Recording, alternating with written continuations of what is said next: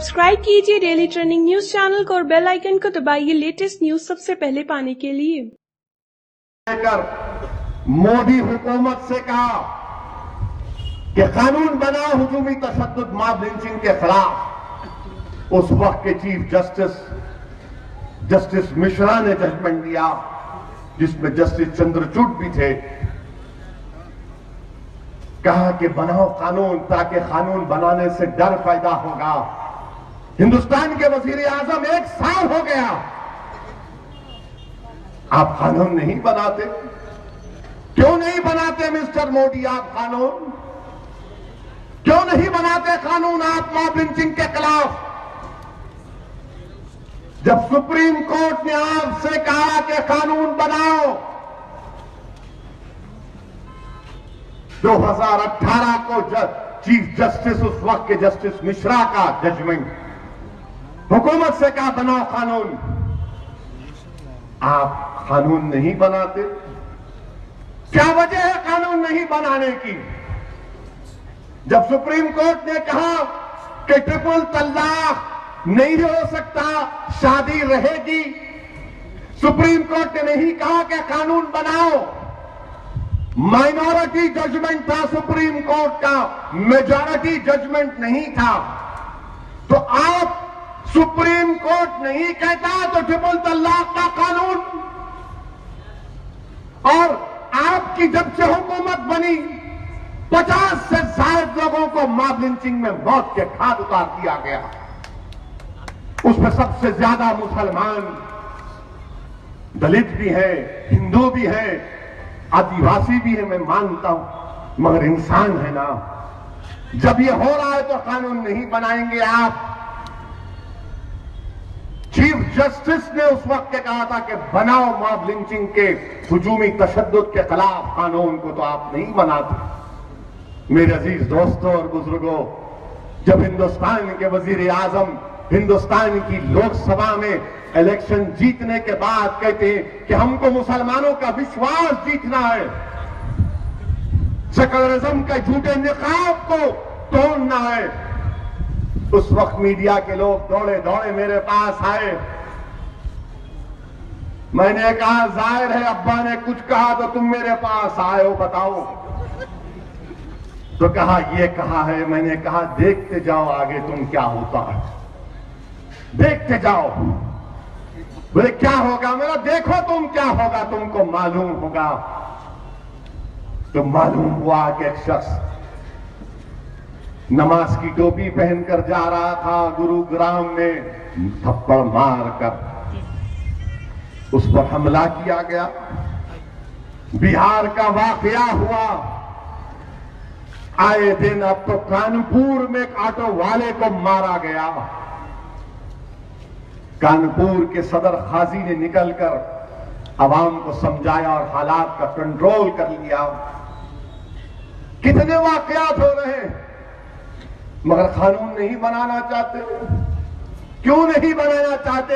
हम हिंदुस्तान के वजीर आजम से पूछ रहे हैं, आखिर क्या चीज है जो आपको रोक रही है? कानून क्यों नहीं बनाते आप? कल पार्लियामेंट में आधार का कानून अमेंडमेंट लाया गया, तरमीम लाई गई, और तरमीम इसलिए लाई गई, मैंने पार्लियामेंट में कहा कि जितने टेलीकॉम के बड़े बड़े कंपनियां उनको फायदा पहुंचाया जाए, जितने प्राइवेट बैंक हैं उनको फायदा पहुंचाया जाए। अरे आप उनके लिए काम कर रहे हैं जो गरीब पिट रहा है, जो मर रहा है, उसके उनकी मदद के लिए, उनके बचाव के लिए आप कानून नहीं बनाएंगे मिस्टर मोदी? ये कौन सा आपका सबका विश्वास की आप बात कर रहे हैं? कौन सा सबका विश्वास की आप बात कर रहे हैं? मेरे अजीज दोस्तों और बुजुर्गों, 17 जुलाई 2018 को सुप्रीम कोर्ट का जजमेंट। अच्छा, झारखंड में पिछले 5 साल में 18 लोगों को मॉब लिंचिंग में मारा गया। झारखंड में 18 लोगों को 4.5 साल में मारा गया। 11 मुसलमान थे, 11 मुसलमान। उसमें वजीर आजम जब राज्यसभा में तकरीर कर रहे थे तो कहा कि हाँ, नहीं होना चाहिए था, मुझे तकलीफ हुई, मगर वजीर आजम ने क्या कहा, झारखंड को बदनाम मत करो। और मेरी इस बात को नोट करके रख लो, आज आप अक्टूबर के महीने में जब झारखंड के असेंबली के इलेक्शन होंगे तो हिंदुस्तान के वजीर आजम जब एक इंतखाबी रैली से मुखातिब होंगे तो कहेंगे, भाइयों बहनों, झारखंड को बदनाम किया जा रहा है, झारखंड की अस्मिता, झारखंड की इज्जत नफ्स का हवाला देंगे मोदी। देखना आप क्यों झारखंड को बदनाम किया जा रहा है, ताकि झारखंड के लोगों में एक जज्बात पैदा किया जाए। हिंदुस्तान के वजीर आजम ने जो 18 मॉब लिंचिंग के वाकयात हुए, सरकार किसकी है? आपकी सरकार है, आपकी पार्टी की हुकूमत है। इतने वाकयात कैसे हो सकते हैं बताइए आप? वही जहर जो भर दिया गया, नफरत जो पैदा करती गई, जो 50 साल से जो वाकयात हो रहे हैं, नफरत डाल कर और 5 साल में तो उरूज पर चले गए। मैंने हिंदुस्तान की पार्लियामेंट में खड़े होकर वजीर आजम के सामने इस बात को कहा कि आप अगर जीतते, आपको अगर कामयाबी मिलती हिंदुस्तान के नेशनलिज्म के नाम पर, हिंदुस्तान के नेशनलिज्म पर अगर आपको कामयाबी मिलती तो अच्छी बात होती, मगर आपको हिंदू नेशनलिज्म की कामयाबी के ऊपर आपको कामयाबी मिली। आपने हिंदू नेशनलिज्म को मुद्दा बनाया।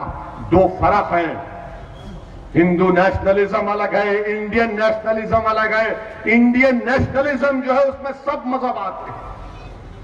ये हिंदुत्व की नेशनलिज्म, बल्कि हिंदू नहीं बल्कि हिंदुत्व नेशनलिज्म।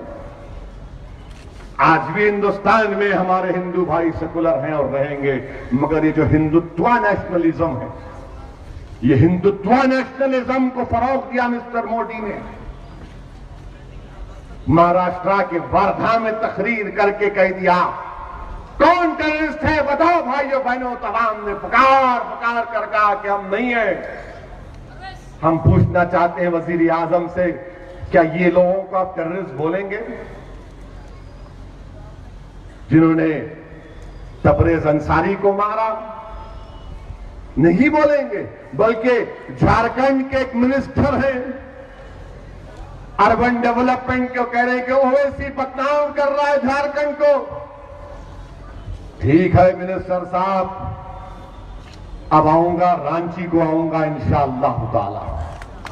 जब बदनाम तुम करने की बात कर रहे हो जो झूठ है, मैं झारखंड को नहीं बदनाम कर रहा हूं, बल्कि तुम्हारी हुकूमत इन जालिमों को, इन शयातीन को, इन नामर्दों की फौज को तुम नहीं पकड़ सक रहे, जिससे पूरा मुल्क बदनाम हो रहा है। ये संघ परिवार के जालिमों की इन हरकतों की वजह से अक़वाम मुत्तहिदा के ह्यूमन राइट्स काउंसिल में बात चली गई। वैसे तो हिंदुस्तानी में शर्मिंदा हूं, तकलीफ है कि हमारे मुल्क की बात किसी गैर मुल्क में की जा रही है। और वजीर आजम कहते हैं कि मैं 4.5 साल में $5 ट्रिलियन की इकॉनमी बनाऊंगा हिंदुस्तान को। वजीर आजम, हिंदुस्तान $5 ट्रिलियन की इकॉनमी आप कैसे बनाएंगे जब 17 करोड़ मुसलमानों के ताल्लुक से नफरत पैदा कर दी गई? ये जहर उगल दिया गया कि मुल्क $5 ट्रिलियन की इकॉनमी कैसे बनेगा जब हर महीना किसी को मारा जाता है, गोश्त गाय के गोश्त के नाम पर मारा जाता है, नारा नहीं लगाए मारते हैं, दाढ़ी है मारते हैं, सर पे टोपी है मारते हैं। क्या पैगाम दिया जा रहा है वतन अजीज में बताइए आप? हम भी चाहते हैं कि हिंदुस्तान सुपर पावर बने, चीन से ज्यादा ताकतवर हिंदुस्तान बने, मगर सुपर पावर कब बनेंगे? $5 ट्रिलियन की इकॉनमी कब बनेगी? 9% इकोनॉमिक ग्रोथ कब आएगा? जब अक़लियतों को उनकी जान, उनके माल और उनके इबादतगाहों का तहफ़्फ़ुज़ होगा।